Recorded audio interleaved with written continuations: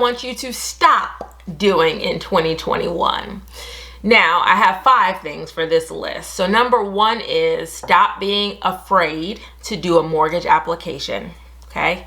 The only way you're going to truly know what you are going to qualify for, and if you qualify.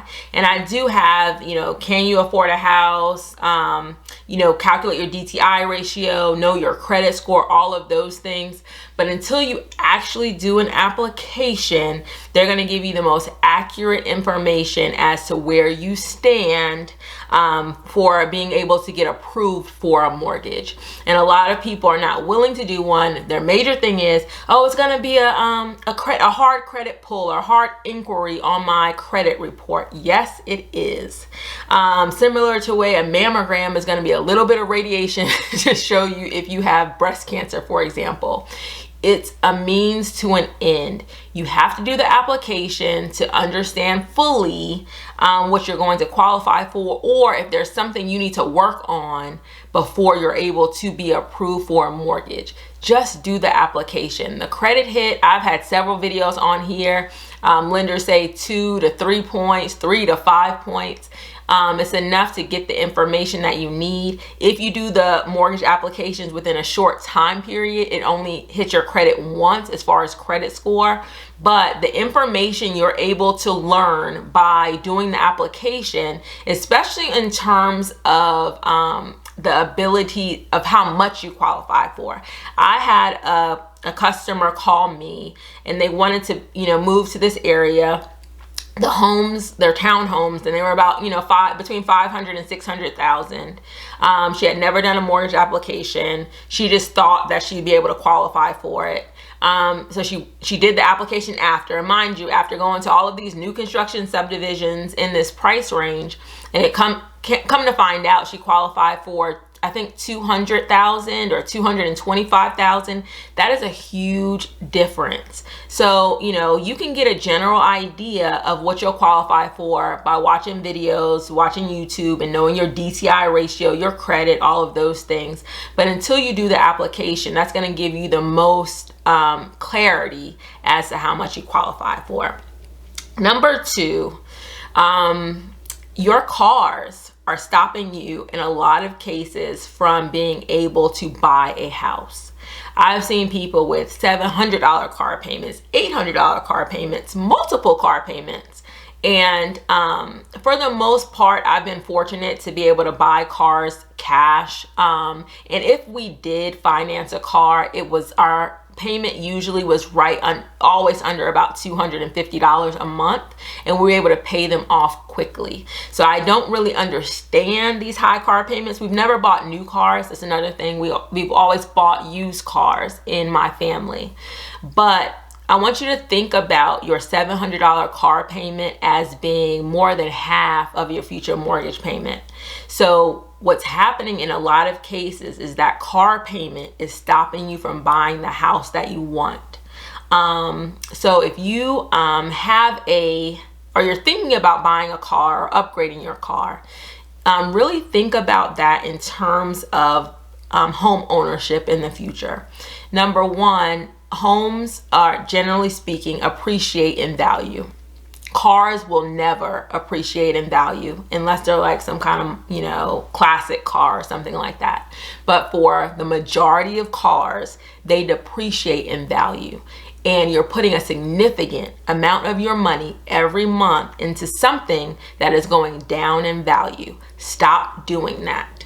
Buy the least expensive car you can. And if you have to finance something, then do it at the lowest possible amount, because you can't, you can live in your car, but unless that's your goal, if your true goal is to be a homeowner and your income is limited, meaning you can't afford a high car payment and the house that you want at the same time, your DTI can't take both, then you really need to reevaluate the kind of car you drive, the payment that you have, try to pay cash, try to buy used and affordable. For the most part, cars will never help you build wealth. Let me say that again. Cars will never help you build wealth. And so you need to start thinking about it like that. I know a lot of people upgrade cars when they have one child. I need to get a minivan, or I need to get an SUV. I'm having a baby. Stop doing that. Your baby can fit into your Toyota, I don't know what they have, Toyota Camry, okay? They can fit into it. Their car seat can fit into it. I had a friend, she had twins, and then she had 3 babies under, I think, 2 years old. And she got slimmer car seats, and they all fit in her, I think it was a Ford Focus. They were small. You can make what you have work. And if you have to upgrade to another car, upgrade to a used car. A lot of people are buying cars that are stopping them from becoming homeowners. Number 3, stop co-signing for people. Stop co-signing for people. Make it a rule in 2021 and beyond that you will never co-sign for somebody. Never. I had somebody, again, they co-signed for 2 people. So they had their own debt, and then they co-signed for somebody else's debt as well. And that also will stop you from being a homeowner, because when they pull your credit, they're going to see all of the things that you're obligated to. And that makes you a high risk borrower. It makes your DTI higher than it actually really is. All of those things. Stop co-signing for people.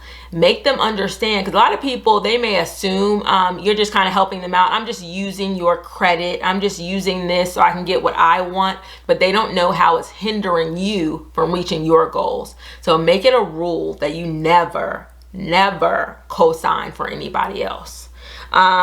Number 4, not knowing where you want to live.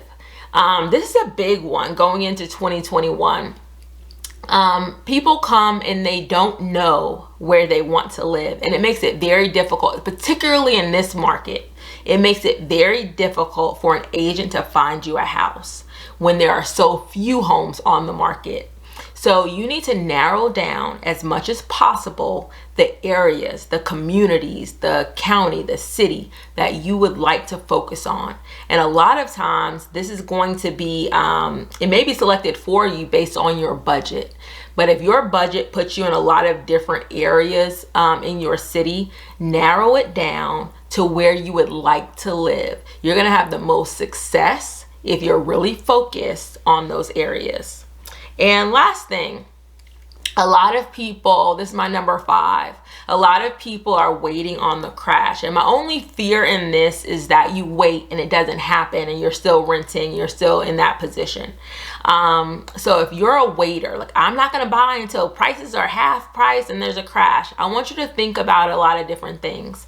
Number 1 is prices over time. And I'm talking about to you as a owner occupant, like buying your own residence, not as an investor that needs to make a certain amount of money or a certain rental income and that sort of thing. So as a owner occupied property, over time, your real estate will appreciate. Even if there's a dip, your real estate over time will appreciate. When I was born, homes cost on average, I wrote this down, homes on average cost $50,000, okay? The average home price now is $300,000. Over time, your home value will be fine. Now, what people are not, a lot of people with the crash videos are not saying is, or they're not putting in place as much as they probably need to, is government intervention.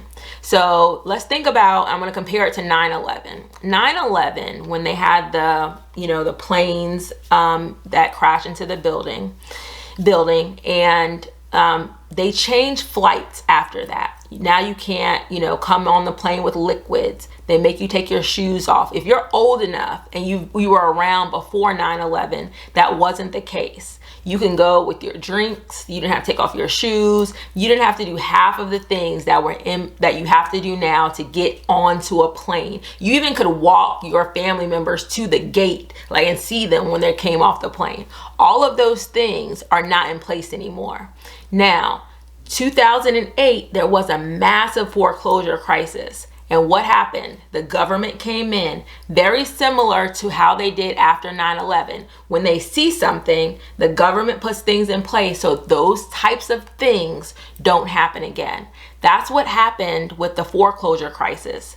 They put in things so that wouldn't happen again the same way. So although it may happen, but it's not going to happen to the same extent as it happened before. So if that's your financial plan, I don't want that to be your only financial plan for housing. I did a video about hidden buyer opportunities. I think if you're really looking for a deal, you should look into some of those things as those hidden opportunities where you can maybe find a deal even in this market. But if your only plan is waiting on the crash, I would advise against it, and to have at least a plan B, because the same way that the government put in things for 9/11 so those types of things don't happen again, they're putting in things now, mortgage forbearance, rental assistance, all of those things are going to be in place moving forward so that a massive foreclosure crisis doesn't happen again.